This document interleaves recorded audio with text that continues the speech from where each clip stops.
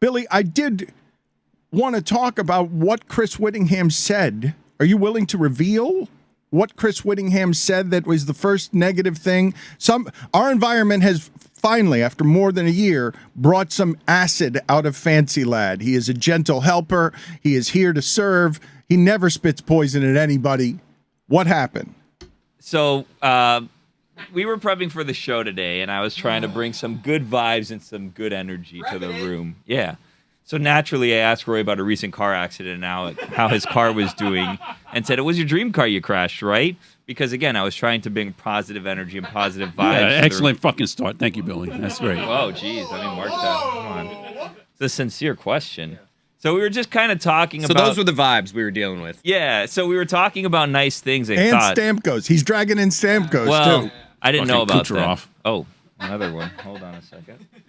So anywho, we were talking about just things, trying to have a barrel of laughs, and then we talk about how Roy had an accident recently, which wasn't his fault, by the way, because we were talking to Bob 3000, and he was talking to us about different things.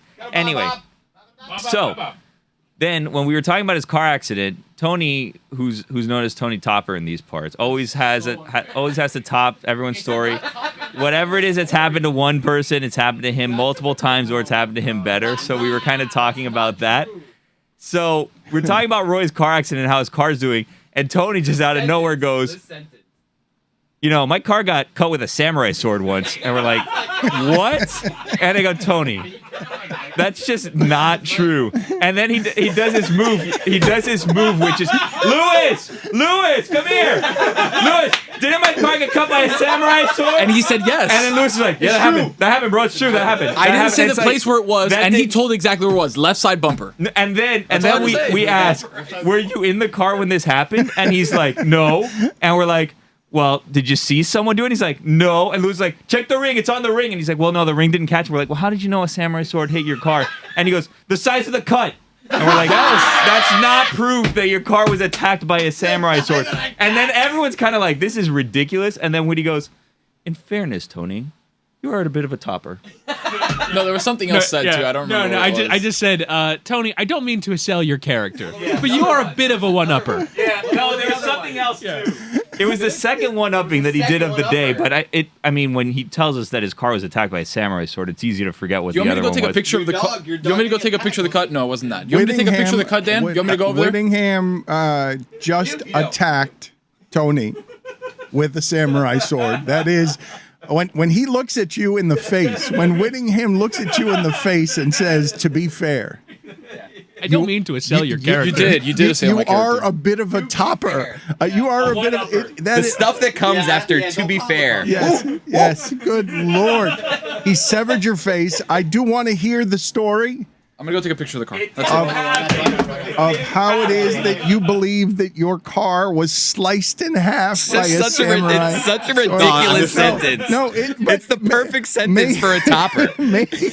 Oh, you got into a car accident? Well, guess what happened to my car? I love Billy's follow-up of were you in the car, because now you've got Tony doing Keanu Reeves in The Matrix just backwards as I have the car getting cut in half. It's just that's what I have. Top to bottom. Top to bottom, cut in half. That's what I have when I imagine getting cut. Sliced in half, parallel to the ground. So if he was in it, he's now They dead. made it a convertible, so if anything, beneficial.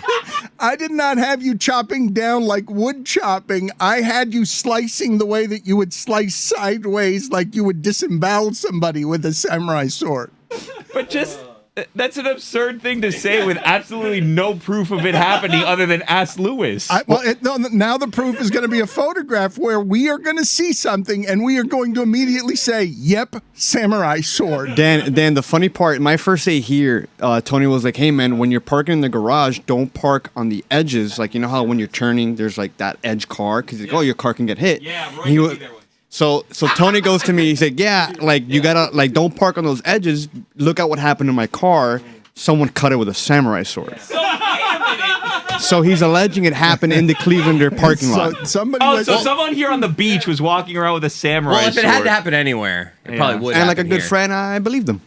Why does it have to be a samurai sword? Why can't it just be a sharp object? Guys, it's a very razor precise blade. cut. It's a very precise cut. Samurai sword? It's so specific. It's such a it's just such a one-upper exaggerator story. I'm surprised Stu Gatz hasn't said that. Well, I can't believe it's not a bigger story. Tony has walked into the room. Billy is He's skeptical back. behind a Very mask. confident walk into Go the walk room. in and show Dan. He walked in here. He's out of breath. It was very quick. Thank you for doing that, by the way, so we can kind of keep things moving. And he's showing everybody what happened to his car that I mean, he his alleges car's happened. just punctured, right? Yeah. Like, it's really impossible for me, at least, to tell how that was Samurai cut. sword in my apartment building. Okay. I thought it was here.